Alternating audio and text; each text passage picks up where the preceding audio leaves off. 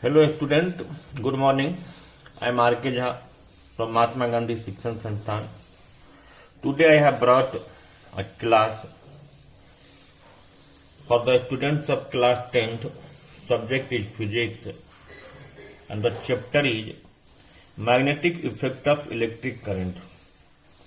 This is the second class of this chapter, and today I will discuss first about the Maxwell's right hand thumb rule. Actually, this Maxwell's right hand thumb rule is also simply called right hand thumb rule. So, according to Maxwell's right hand thumb rule, the statement is when we grip or hold a straight current carrying wire in our right hand,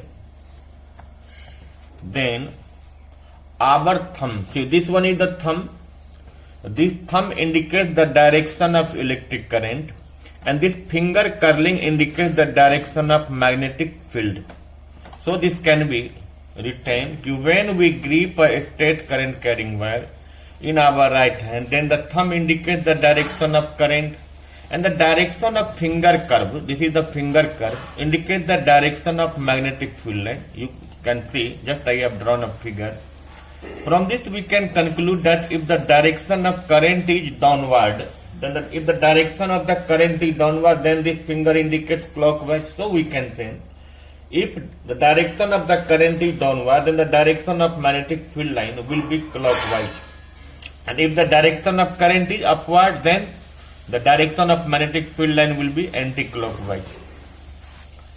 This rule can be understood cork screw rule also, and according to this rule, when we drive a handle of a screwdriver on a screw, then the movement of handle of a screwdriver indicates the direction of magnetic field line, and the direction of the movement of a screw indicates the direction of current.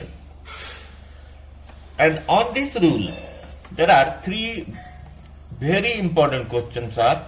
And in board examination, there are three sets, and generally, in all the given those three sets, each question out of these three questions come surely.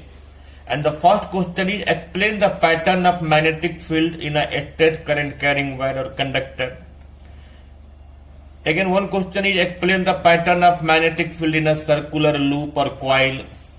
Explain the pattern of magnetic field in a solenoid. Now, we'll discuss. But this one is also very important question. Demonstrate an activity to show the magnetic field lines in a straight current carrying wire. So first, you have to take a cardboard and a straight wire is passed through it. The ends of the wire is connected with a battery. Let the upper end is connected with positive terminal and vice versa. Then we have to sprinkle iron fillings over it. Then we observe that all the iron fillings align themselves into the shape of concentric circles with clockwise direction as the current is in downward direction. Once again, when the polarity of the ends of the wire gets changed, then iron fillings are in the shape of concentric circles but in anti-clockwise direction. Again we bring a magnetic compass at each circle. Then we observe that as we move away, the rate of deflection of the pointer in compass decreases. Again, one question is this: to explain the pattern of the magnetic field in a straight current carrying wire. So when the electric current passes across the straight wire, then the shape of the magnetic field lines exist in the shape of the concentric circle, where the wire itself is the center. And the direction of magnetic field lines are dependent on the direction of current. And from the given figure, the direction of current is in downward direction. So according to Maxwell's right hand thumb rule, the direction of magnetic field lines must be clockwise. So I have shown in this figure.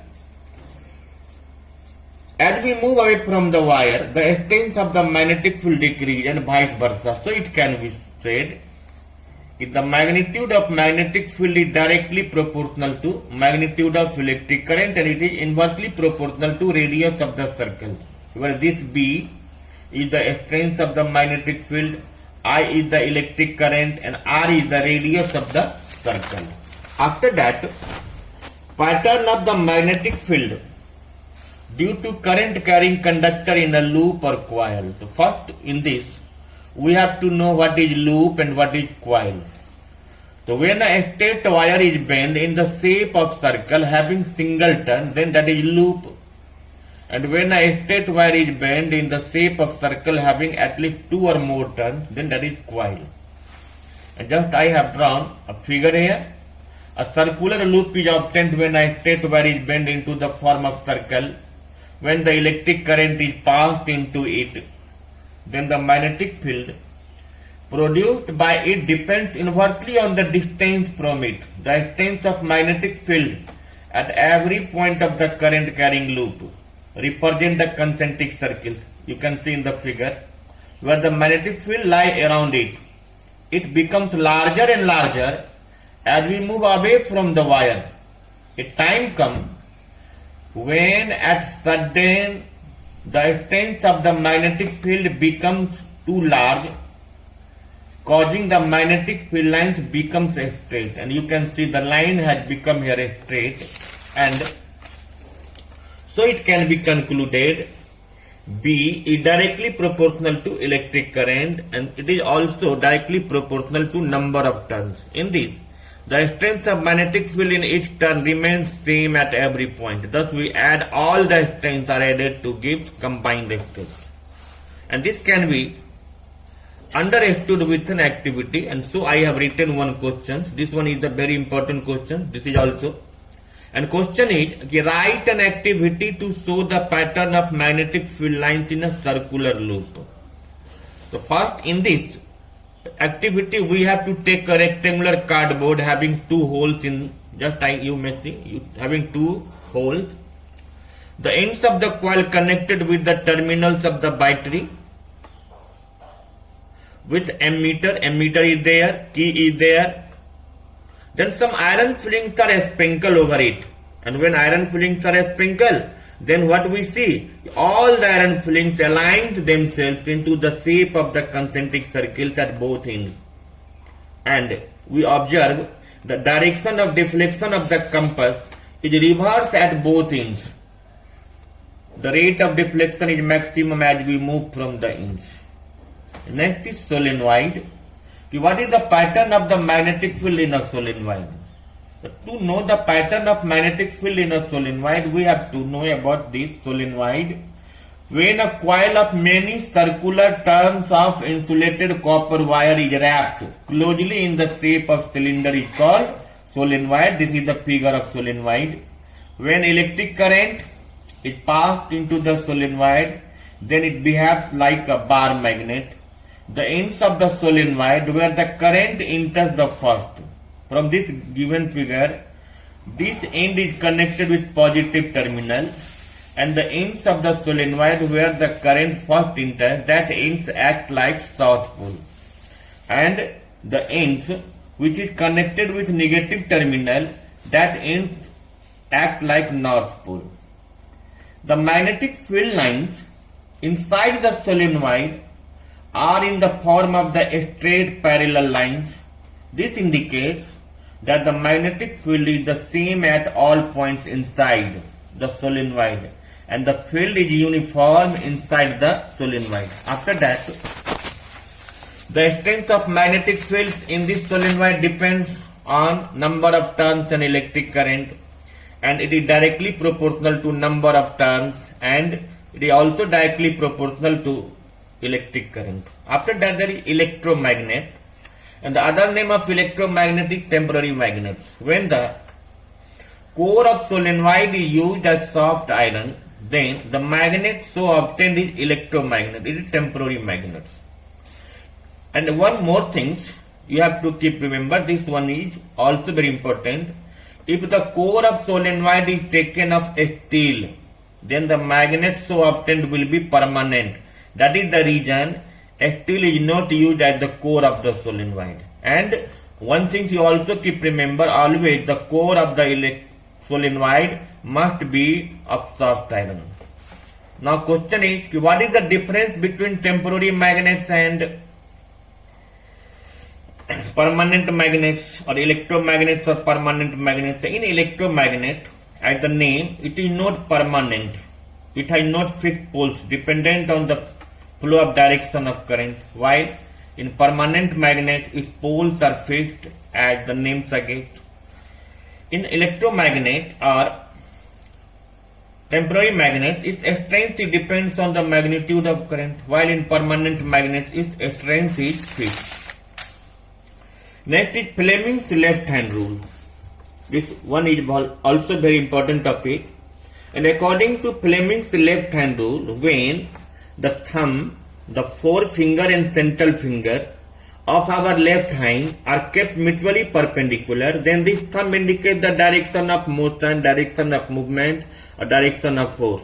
And this forefinger indicates the direction of magnetic field, and this central finger indicates the direction of electric current. So, Fleming's left hand rule can be stated as, when we stage the thumb, the forefinger and the central finger of our left hand mutually perpendicular to each other, then the thumb indicates the direction of force or motion, the forefinger indicates the direction of field, and the central finger indicates the direction of current.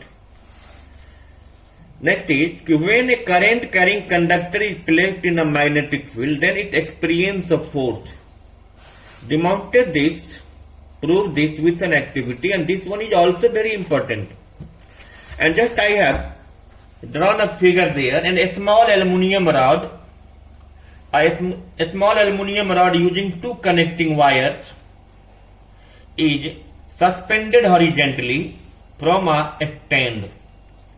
A strong horseshoe magnet is placed in such a way that the rod lies between two poles with the magnetic field directed.